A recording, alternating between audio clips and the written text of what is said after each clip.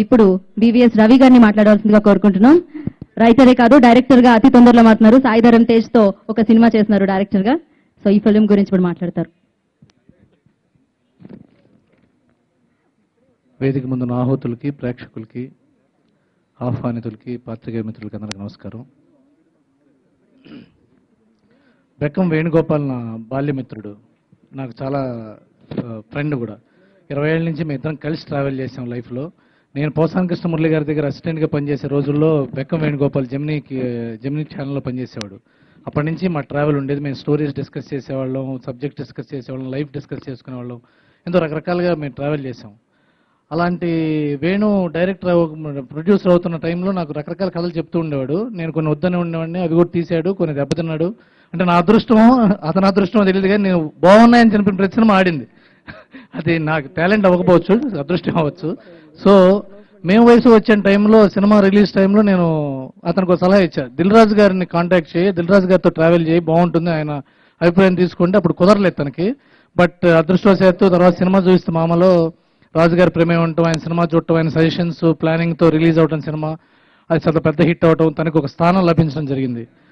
అలా మళ్ళీ అదే ఊపుతో నేను నా బాయ్ ఫ్రెండ్స్ అనే సినిమా ఆయన పర్యవేక్షణలోనే చేయటం కూడా చాలా అతని అదృష్టము, మంచి అవకాశము. ఈ సినిమా మంచి టైటిల్లోనే ఒక కిక్ ఉంది. నా బాయ్ ఫ్రెండ్స్ అంటలోనే ఒక కాంట్రవర్సీ కనిపిస్తుంది. అంటే ఒక బాయ్ ఫ్రెండ్, ఇద్దరు బాయ్ ఫ్రెండ్స్ అంటే ముగ్గురు పైగా.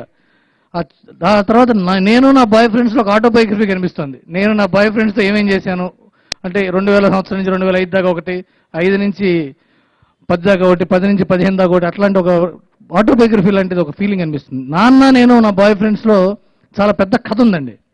అంటే నేను నా చాయిస్లు, అంటే ఒక అడాల్సెన్స్ నుంచి, టీనేజ్ నుంచి యుక్త వయసుకు వచ్చే మధ్యలో ప్రయాణంలో జరిగే కథ డెఫినెట్గా ప్రతి ఒక్క యువకుడికి, యువతికి దగ్గర అవుతుందని. అలాగే తండ్రులకి తెలియంది లేదు, తండ్రులకి ఏమీ తెలియంది లేదు అని పిల్లలకి అర్థం అవ్వాలి. ఈ కథలో తండ్రులకి ఏం తెలియదు, పర్లేదు లేదు, నాన్నకు తెలియకుండా చేసేయచ్చు అనే ప్రతి పిల్లాడికి, పిల్లకి మా నాన్నకి అన్నీ తెలుసు, నా మీద కన్ను పెట్టి చూస్తున్నాడు, అతని సేఫ్టీతోనే నేను బతుకుతున్నానని ఒక రియలైజేషన్ ఇచ్చే కథ ఈ నేను నా బాయ్ ఫ్రెండ్స్.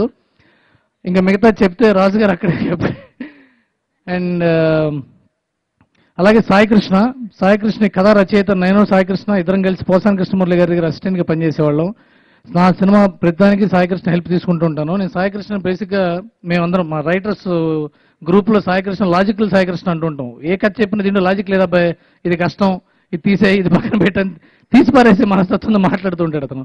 సో అలాంటి సాయికృష్ణ కథ రాయటం, ఇంతకుముందు అతను బూచోడు కథ రాసాడు, మళ్ళీ ఈ కథ రాస్తున్నాడు, అది కూడా హిట్ అయింది. ఈ సినిమాతో అతను మరింత పేరు సంపాదించాలని. అలాగే Prasanna Kumar, very good talented young writer. అతని సినిమాలో అతని మాటలు కూడా ఎన్నో బాగుంటాయి. అతని సినిమా కూడా అతని పేరు కూడా మంచి పేరు రావాలని. అలాగే హెబ్బా పటేల్, ఇప్పటిదాకా ప్రతి సినిమా సక్సెస్ చేసుకున్న హెబ్బా పటేల్, ప్రతి సినిమాతో సక్సెస్ సంపాదిస్తున్న Tejaswi, Noel and Ashwin and Parvateesam. All the best to everyone. Thank you so much for this opportunity. Thank you.